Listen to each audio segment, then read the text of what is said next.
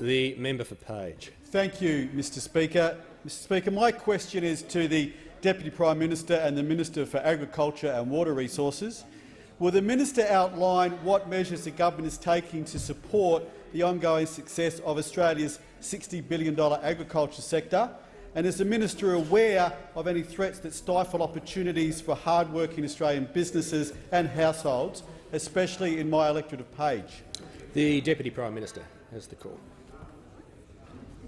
Well, Mr Speaker, I thank the honourable member for his question and know that he is very aware of the success that we're having in the agricultural sector, heading towards the first year of over $60 billion worth of agricultural production.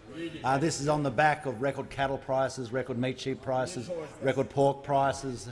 We've had we've got near record sugar prices, turnaround in the wool market, in the fine wool market, and the broad wool market. We're having new exports into new markets, tropical fruits. The wine contracts are turned around. All in all, it is a sign of a very successful government standing beside a very successful industry as we deliver real returns. The best returns back through the farm gate in Australia's history has happened under this government. And we're very proud of the work we're doing because it's real and tangible economic benefits, not only to the people on the land, but also to the people in the towns that are supported by that land. And we see that in such places in your own electorate, and the member for Page electorate. The Big River Group wrote to me and said one of the biggest concerns, of course, is energy costs. And this energy cost is very important because they employ over 300 people. 300 people, I think, in Grafton and also in the member for Riverina's electorate in Wagga. This is incredibly important that we come up with a policy to make sure that we keep control of electricity prices, because they've seen the opposition's position and the ridiculous, untenable position of what they have for power prices is they have one policy. They have a policy to make people poorer. The Labor Party have a policy to put working men and women out of a job.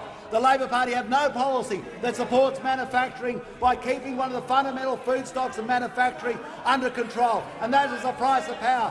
So you have a choice. You can have cheap power or cheap wages. And we know that the Labor Party have lined up for dear power, so what we have is either no wages or cheaper wages. They are doing everything in their power to put working men and women out of a job.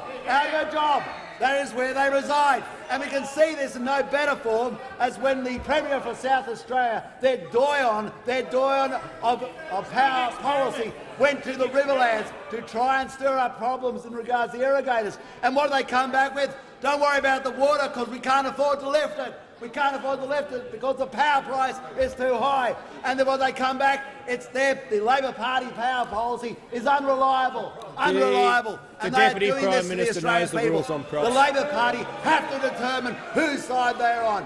Are you on the side of working men and women, or are you on the side of Annandale? Is the member for Maribyrnong going to be the angel for Annandale, or stand up for working men and women? Because we haven't heard one policy from you that's going to deal with the escalating power prices. But we have the bravery on this side to actually grasp this nettle, to deal with this issue, to make sure that we are the ones that deal with clean